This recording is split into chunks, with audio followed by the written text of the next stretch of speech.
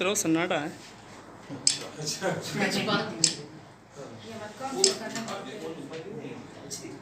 नहीं वो नहीं आई। अच्छा वो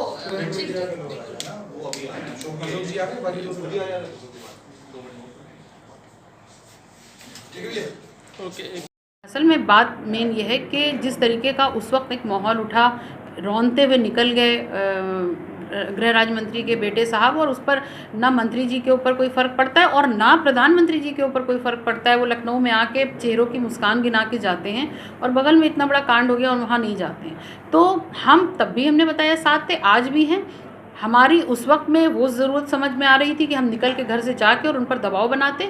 उन पर दबाव परमानेंट बन रहा है, कोई ना कोई समाजवादी का वहाँ मौजूद रहता है। हमारे राष्ट्रीय अध्यक्ष जी फिर जाएंगे। उस दिन जा रहे थे तो इन्होंने उनका मनोबल तोड़ने की कोशिश की, उन पर जबरन उनको जो है ले गए, वहाँ पर बंद किया।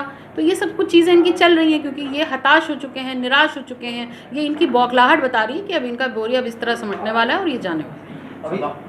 सपा ने आज बरेली में बड़ा प्रदर्शन किया है और चीनी मिल पर कई करोड़ों का बकाया बताया और उधर से पार्टी के नेताओं ने ऐलान भी किया अगर जल्दी इनका भुगतान नहीं कराएगा तो बड़ा प्रदर्शन। बिल्कुल, देखिए मैं यही तो मैं बोल रही हूँ कि हम समाजवादी हर एक की लड़ाई लड़ रहे हैं। जिन जिन के साथ नाइंसाफ़ी हुई है, जो जो इन लोगों ने त्राहिमाम मचाया है, हम उन सब की लड़ाई लड़ेंगे और कामयाबी मिलेगी जनता को भी प्रदेश की और हमें भी मिलेगी। भाजपा का सीधे सीधे आरोप है कि सपा कांग्रेस सीधे तौर पर कहो तो किसानों के आंदोलन को हाईजैक कर लिया है और उस पर पूरी तरीके से राजनीति खेली जा रही है।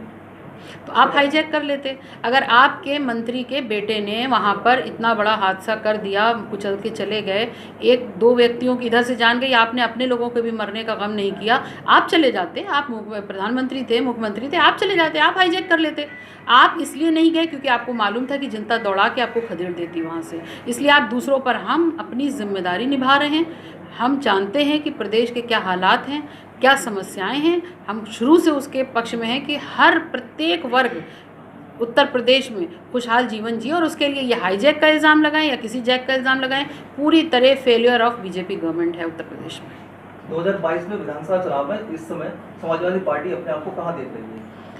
देखिए, समाजवादी पार्टी का पूरा विश्वास है जनता पे, क्योंकि जनता ने जो कुछ भोगा है, first lockdown, first wave, second wave, पहले में दाने दाने को तरसी, दूसरे वेव में सांस लेने को तरसा, तीसरा वेव आए ना अल्लाह करे।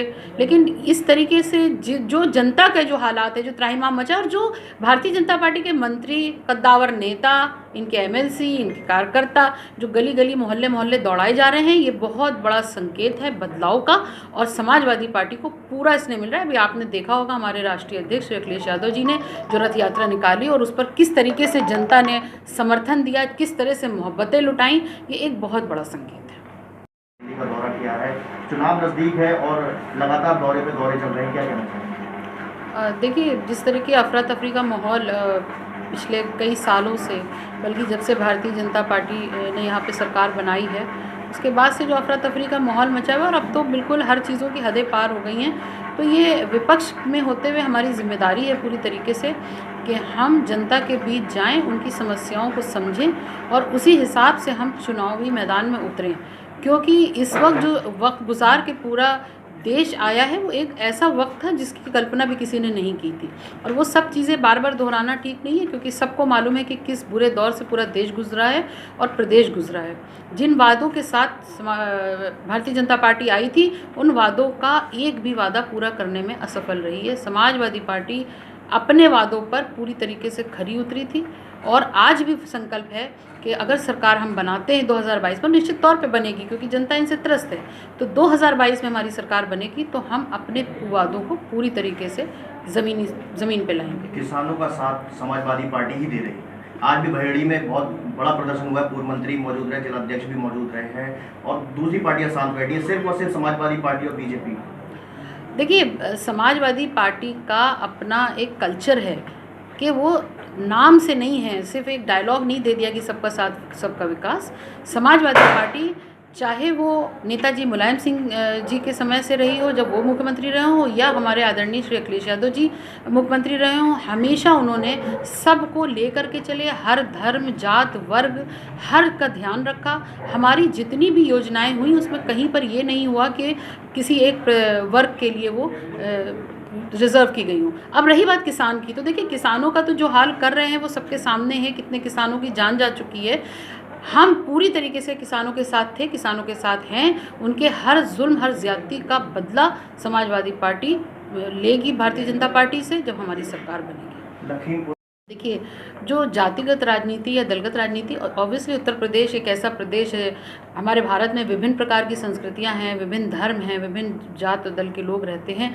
तो हमें बिल्कुल, आप इसको साधना कह लीजिए या सबको साथ लेके चलना कह दीजिए, आप उसको कुछ भी बोल सकते हैं। हमारा ये मानना है, समाजवादी पार्टी का ये मानना है कि हम प्रत्येक वर्ग को, हर धर्म हर जात के और हर वर्ग के लोगों को साथ लेके चलेंगे। उसके लिए सबसे मिलना भी है, सबको साथ लेना भी है और सबकी बातें सुनना भी है और सबके लिए ऐसी नीति बनाना है कि सरकार बने तो सब खुशहाल रहे।